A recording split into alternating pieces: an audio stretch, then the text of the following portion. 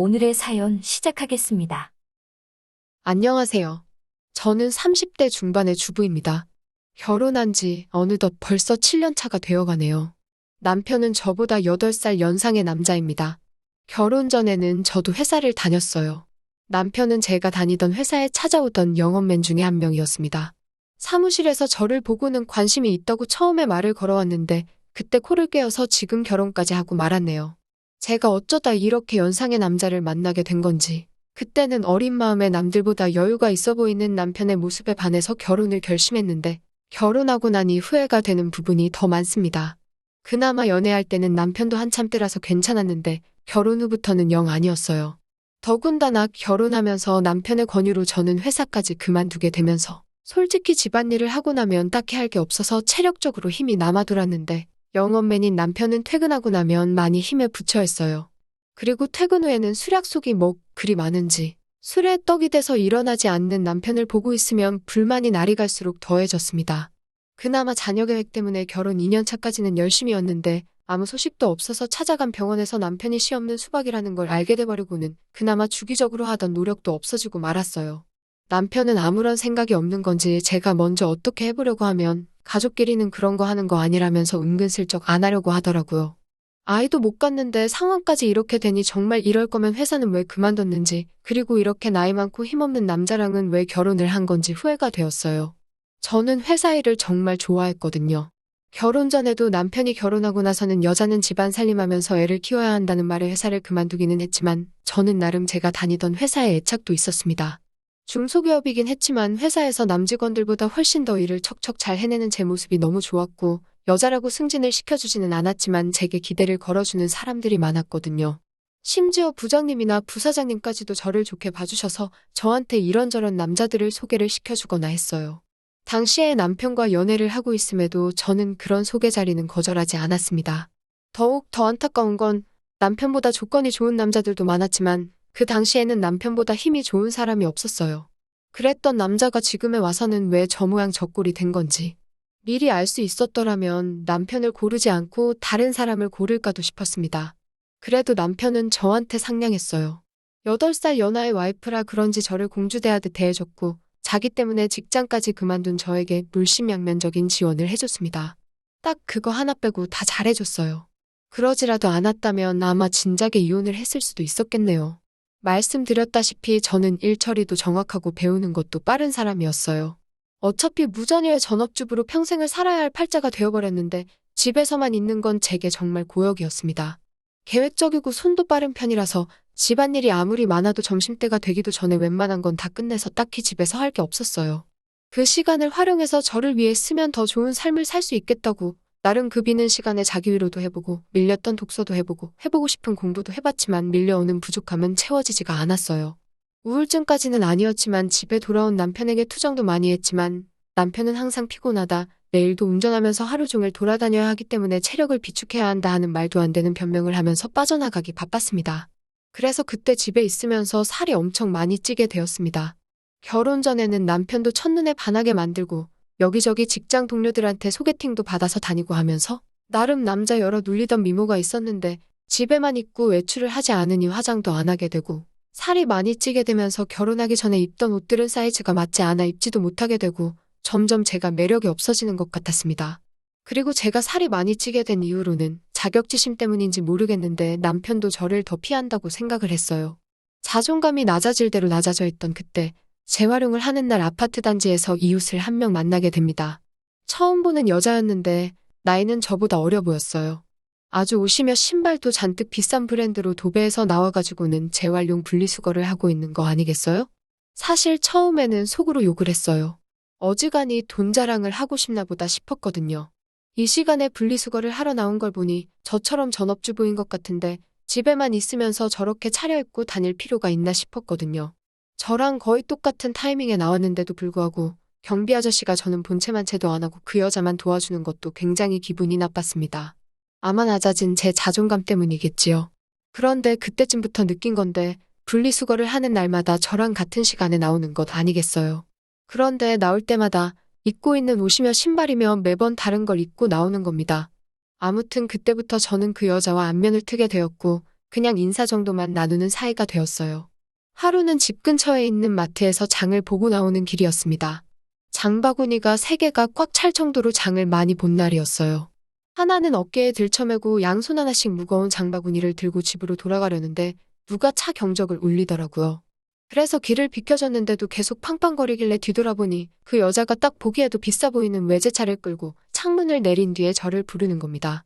집에 가는 길이냐고 물어보면서 자기도 집에 가고 있으니 태워주겠다고요? 솔직히 조금 자존심이 상했습니다.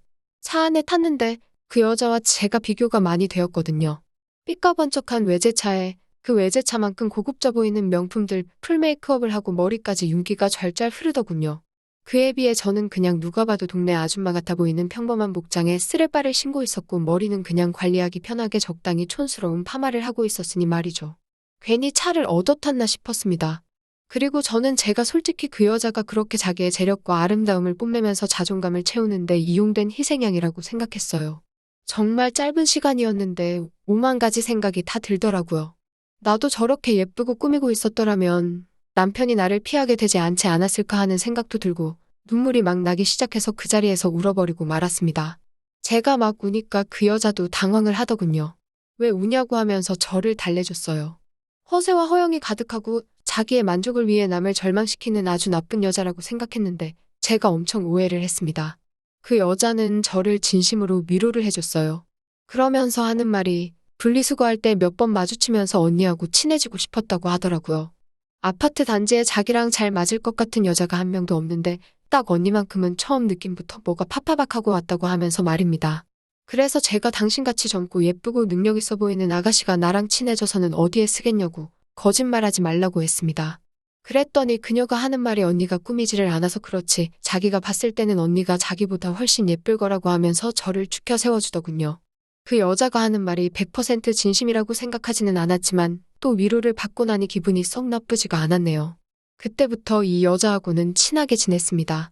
이 여자도 제가 예상한 대로 전업주부의 삶을 살고 있었고 매일같이 집에서만 보내는 게 무료한데 자기 남편이 워낙에 의심이 많아서 자기가 혼자 다니는 걸 원하지 않아 했다고 하네요. 그래서 그 여자는 그 여자 나름대로 같은 아파트에 사는 이웃 중에 자기와 잘 맞을 것 같은 사람을 찾아다녔던 겁니다. 그리고 그 여자는 저를 발견한 거고요. 안목이 있는 여자라는 생각이 들었어요. 제가 그 당시에 꾸미는 것도 포기하고 살도 많이 쪄 있는 상황이었지만 왕년에는 엄청 잘 나갔었다는 거를 본능적으로 눈치를 채고 있었던 거잖아요. 아무튼 제 인생은 그 여자를 만나면서 급박하게 변하게 되었습니다. 그 여자를 따라다니면서 동네에 있는 헬스장도 다니고 요가도 배우고 관리도 받으며 잃어버린 저의 미모를 다시 되찾기 시작했어요. 적당히 관리하기 편한 꼬불머리도 그만두고 미용실에 가서 관리도 받아보고 옷도 후줄근해져서 목이 늘어난 티셔츠는 다 가져다 버리고 그 여자만큼 비싼 브랜드 옷을 사지는 못했지만 적당히 괜찮은 옷들로 제 옷장을 다시 채워나갔습니다. 그리고 제가 관리를 받으며 살이 빠지기 시작한 그때 드디어 각방을 쓰던 남편도 혼자 자니까 너무 춥다며 방으로 돌아왔습니다. 남편이 다시 저를 여자로 봐주면 기쁠 거라고 생각했는데 하나도 기쁘지가 않았습니다. 느릿느릿한 거북이인 저와 결승점까지 전력 질주를 하는 토끼 같은 남편이었거든요. 동화 속 토끼는 결승점에 다다르기 전에 잠깐 쉬었다라도 가지 결승점까지 혼자 전력 질주를 해버리니 느릿느릿한 거북이는 결승점까지 한참 남았는데도 그 차이가 너무 커져버리니 혼자 꾸역꾸역 끝까지 가는 것보다 그냥 경기를 포기하게 되더라고요. 그날 이후로 제 옆으로 돌아오려는 남편이 정말 꼴보기가 싫었어요. 그래서 코 고는 소리가 너무 시끄러워서 잠을 못 자겠다고 다시 혼자 쓰던 방으로 돌려보내버렸습니다. 그 이야기를 같이 다니게 된 그 여자에게 했더니 100번 1000번 잘한 거라고 하면서 언니가 빨리 자존감을 찾은 것 같아 다행이라며 제 편을 들어줬습니다. 그리고 제가 완전히 다이어트에 성공해서 결혼 전에 미모까지는 아니지만 아름다움을 다시 손에 넣었을 때는 그 여자가 저를 여기저기 끌고 다니면서 완전 새로운 세상을 보여줬어요. 30대 초반과 중반의 여자였고 결혼한 사람들이었지만 세상은 정말 넓고 저희를 찾아주는 곳은 엄청나게 많더라고요. 골프도 치러 다니고 어디 공기 좋은 곳에서 외식을 하러 다니고 했습니다. 돈 한 푼 내지 않아도 알아서 다 계산해주니까 좋았어요. 남편이 아니어도 저를 배려해주는 남자들은 지천에 깔려 있었고 왜 내가 이런 세상을 모르고 살았나 혼자서 전전긍긍했던 지난 몇 년간이 참 후회가 되었습니다. 그러다 그 여자가 언젠가 저를 불러서 이제 한동안은 못 보고 지낼 것 같다는 소식을 전해왔습니다. 사실 그 여자는 얼마 전에 이혼을 해서 돌싱이 되었다고 합니다. 남편이 제법 벌이가 괜찮아서 호의호식을 하고 있는 걸로 알았는데 그래서 그녀에게 앞으로 어떻게 할 거냐고 물어봤어요. 저는 사실 이 여자가 여기저기 막 구르고 다녀서 이혼을 당한 거라고 생각했거든요. 그런데 그게 아니었습니다. 그녀가 남편을 차버린 거였어요. 어떻게 할 거냐 하는 건 쓸데없는 걱정이었던 거죠.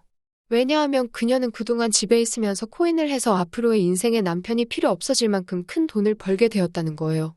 지금 사는 아파트는 남편 명의로 해주고 재산 분할을 또 따로 받기로 했답니다. 저랑 떨어지게 된 건 아쉽지만 자기도 좀 더 놀기 좋아하는 사람들 많고 할 거 많고 놀기 편한 동네로 이사를 갈 계획이라고 하는 겁니다.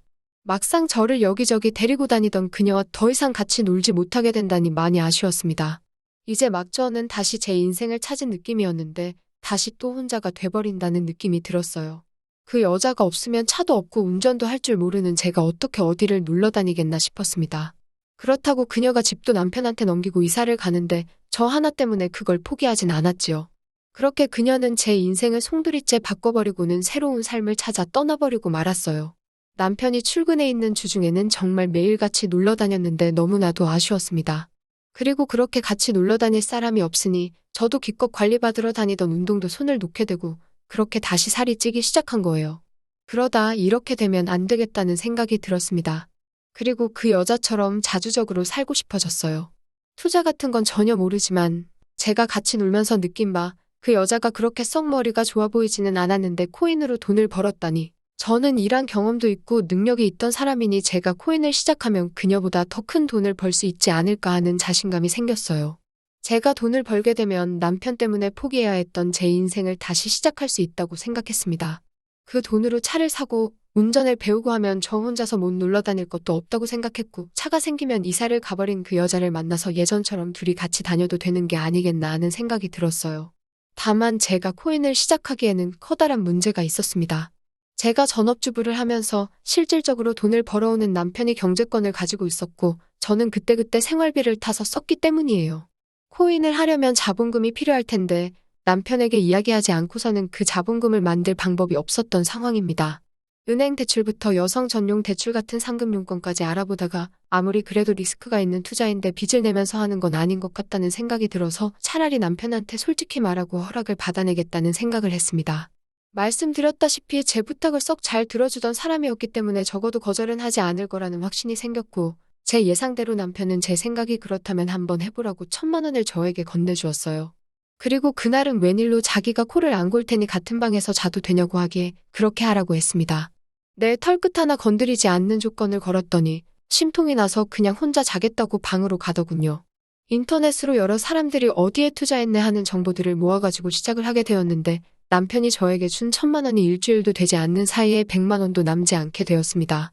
처음이라 제가 실수를 했고 그만큼 돈을 잃고 나니 그 바닥이 어떻게 돌아가는지 한눈에 알겠더라고요. 그래서 그날에는 남편을 꼬드겨서 돈을 더 받아냈습니다. 남편은 여전히 결승전만 쳐다보고 다른 박질을 하는 토끼였지만 저는 다 괜찮았어요. 저도 코인으로 떼돈을 벌어서 그 여자처럼 자주적인 삶을 살아갈 거라고 생각했거든요.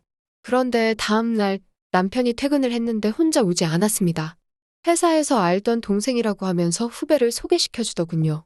남편이 하는 말이 이 후배가 코인으로 대박을 내가지고 회사를 그만둔 사람이라고 합니다. 원래는 지금도 돈 굴리느라 바빠서 오지도 못할 사람인데 남편이 저를 위해서 특별히 부탁을 해서 데려왔다고 하더라고요. 어떻게 투자를 하고 치고 빠지는지 저에게 가르침을 주려고 말이죠. 제가 그런 거 필요 없다고 나 혼자서도 알아서 잘할 수 있다고 했더니 남편은 그래도 일주일 전에 준 1,000만 원을 다 날려먹지 않았느냐고 하면서 아픈 곳을 찌르더라고요. 앞으로 벌 돈이 얼만데 그 정도는 내 순비로 들어갔다 치면 되는 거 아니냐고 했더니 그 후배라는 사람이 그렇게 이쪽 일을 쉽게 받다가는 거지가 되는 거 순식간이라고 하면서 자기도 확신이 있는 게 아니기 때문에 투자 종목을 알려줄 수는 없지만 그래도 도움은 될 테니 한번 자기 이야기를 드러나 보라는 거예요. 내가 알아서 한다는데 왜 자꾸 그러냐며 성질을 부리니 그러면 남편이 데려온 후배가 하는 말이 그러면 어떤 방식으로 제가 투자를 하고 있는지 자기가 지켜만 보겠다며 1시간 동안 제가 하고 싶은 대로 돈을 굴려보랍니다. 그래서 제가 1시간 동안 20% 이상의 수익을 내면 자기 도움 없이도 잘할 수 있는 사람이라고 생각하고 감나라 배나라 하지 않겠다고 그냥 돌아가겠다고 하는 겁니다. 그래프를 분단위로 쪼개서 분석을 하며 저도 제 나름대로 이것저것에 분산해가면서 투자를 했어요. 20분도 안 돼서 제가 투자한 것들이 올라가기 시작했습니다. 20%가 아니라 40%에 가까운 수익률을 내기 시작했습니다.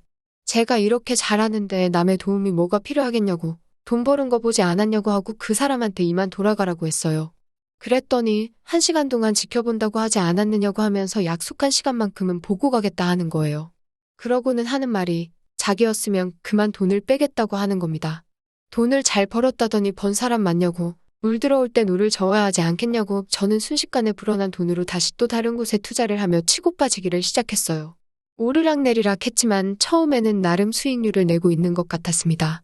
그런데 1시간이 다 되었을 때는 제가 투자한 것들이 내려가기 시작하면서 그렇게 30분을 더 돈을 굴려봤는데 남편이 새로 건네준 또 다른 1,000만 원이 결국엔 또다시 반토막이 나버려서 500만 원도 남지 않게 돼버렸어요. 남편 후배가 말하기를 저한테 가르쳐줄 건 코인으로 돈을 버는 방법이 아니라 투자 같은 건 영 소질이 없어 보이니 그만두게 하는 것이 제일 좋겠다고 하는 겁니다.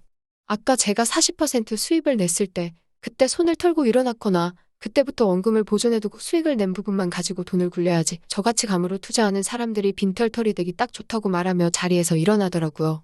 남편이 보는 앞에서 1시간 만에 또 절반의 돈을 잃으니 남편도 이제는 더 이상 투자하라고 돈을 내어줄 수 없다고 난색을 표했습니다. 대신 남아있는 돈은 제가 자유롭게 써도 된다고만 해줬을 뿐이에요. 지금은 객기 부리지 않고 차근차근히 배워나가고 있습니다. 사실 남편 모르게 그날 데리고 온 남편의 후배가 운영하고 있는 투자 사무실로 출근을 하고 있어요. 사무실이랄 것도 없이 그냥 혼자 사는 방 같은 곳입니다. 거기서 저는 제 나름의 비용을 내며 투자하는 방법을 배우고 있어요.